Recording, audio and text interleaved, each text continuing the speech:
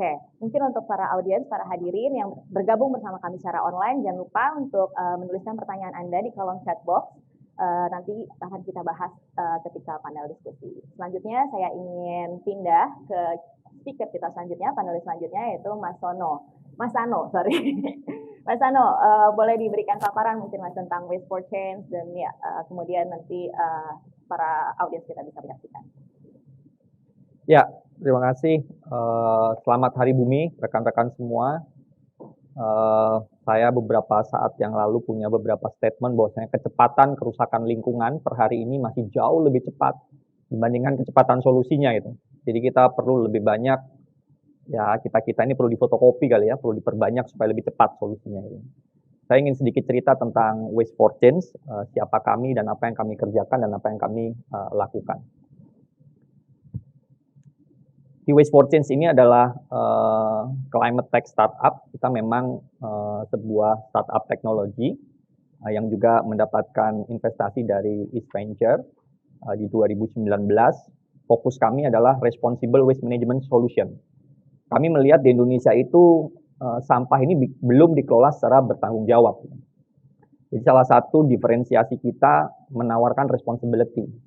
Kita tahu benar bahwasanya pengolahan sampah menjadi PR besar di Indonesia, gitu ya. Nah, jadi ini salah satu visi besar kita, ingin menjadi salah satu yang terdepan dan memimpin di industri pengolahan sampah di Indonesia untuk membuat Indonesia bersih sampah dan zero waste.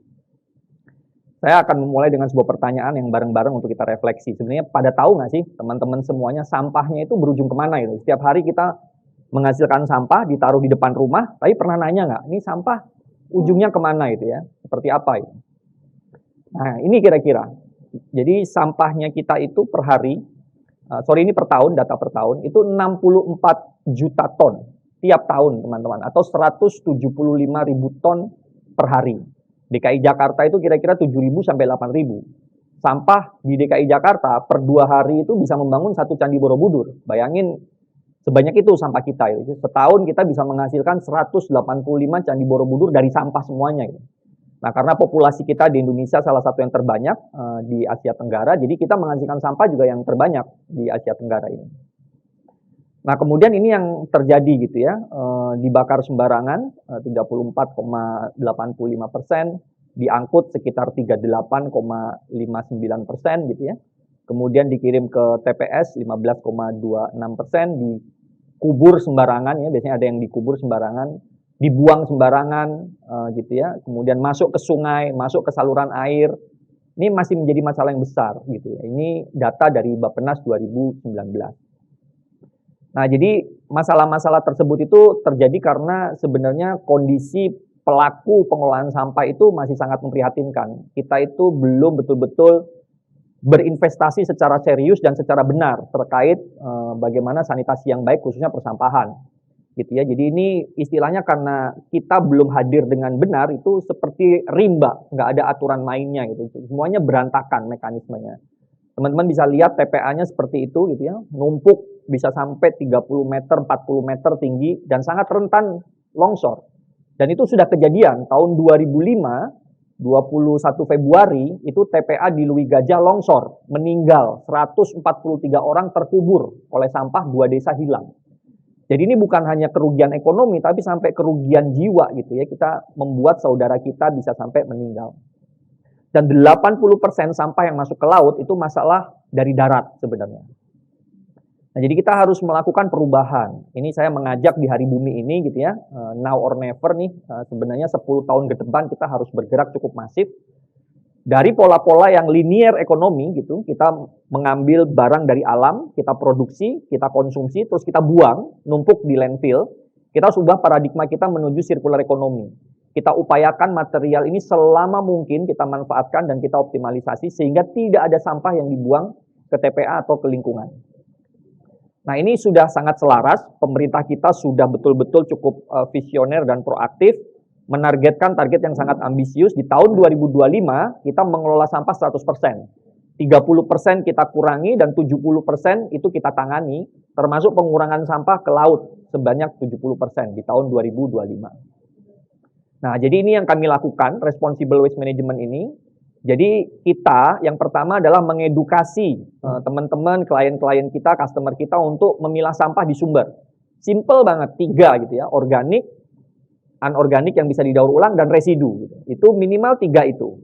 Kemudian kita angkut dalam kondisi yang bertanggung jawab, tidak akan dicampur lagi, pakai mekanisme color bag, jadi kantongnya berwarna-warni, sehingga kita bisa menentukan jenis-jenis sampahnya. Lalu kita bawa ke tempat fasilitas kita untuk sorting. Kita sortir lebih detail, namanya Material Recovery Facility. Atau kita sebut rumah pemulihan material. Kita sortir berbasis jenis, untuk kemudian kita kirim menjadi material. Gitu. Jadi sebenarnya yang kita konsumsi itu kan material, bahan baku gitu ya. Pada saat kita konsumsi, kalau dicampur, dia jadi sampah. Tapi pada saat dia disortir, dia di material.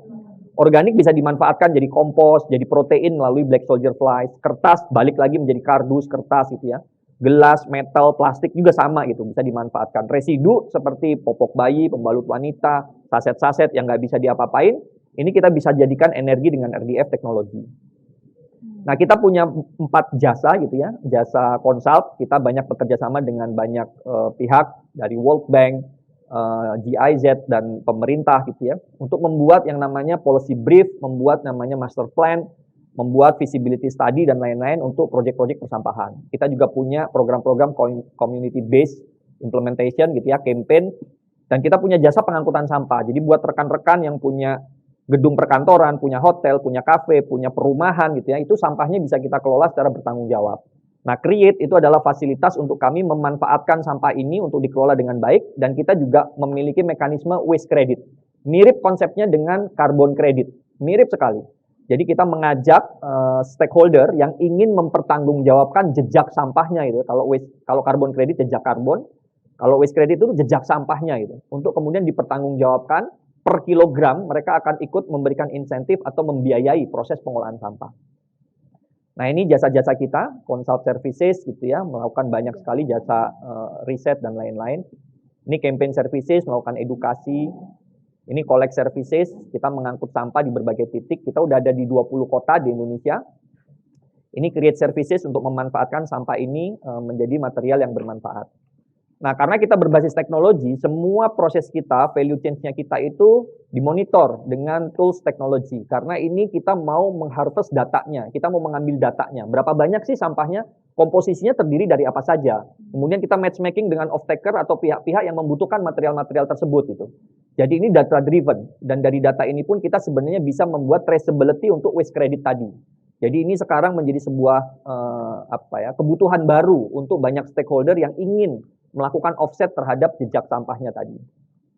Jadi setiap proses mulai dari collection, material recovery, sampai ke proses kita mengirim sampah-sampah itu ke pabrik-pabrik, semuanya kita monitor, kita cek datanya, kita review semuanya, sehingga kita muncul dashboardnya untuk kemudian kita bisa melakukan evaluasi setiap tahapan.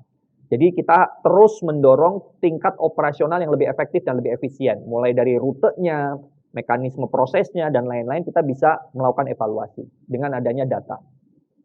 Nah, ini contoh kendaraan-kendaraan kita untuk pengangkutan sampah. Kita memiliki 2 metode bermitra maupun metode our own fleet, kendaraan kita sendiri. Dan juga sama, RPM-nya, rumah pemulihan materialnya bisa menggunakan kita sendiri, atau kita juga bermitra. Kita mengundang teman-teman yang punya lahan di berbagai daerah untuk melakukan joint operation atau joint venture, supaya kita bisa mengelola sampah di kawasan tersebut dengan sustainable dan juga profitable. Ini achievement kita, saat ini ada sekitar 2000-an klien, kita udah mendivert sampah 52% nggak masuk ke TPA, udah hampir 9 juta kilo sampah kita kelola, dan hampir setengah juta orang kita edukasi dan kita ajak dalam gerakan pengolahan sampah ini, dan hampir ada 300-an project yang kita kelola di seluruh Indonesia. Ini beberapa respected klien kita, mereka adalah pihak-pihak yang percaya kepada kami untuk membantu mereka betul-betul menjadi compliance, menjadi responsible, dan juga sustainable.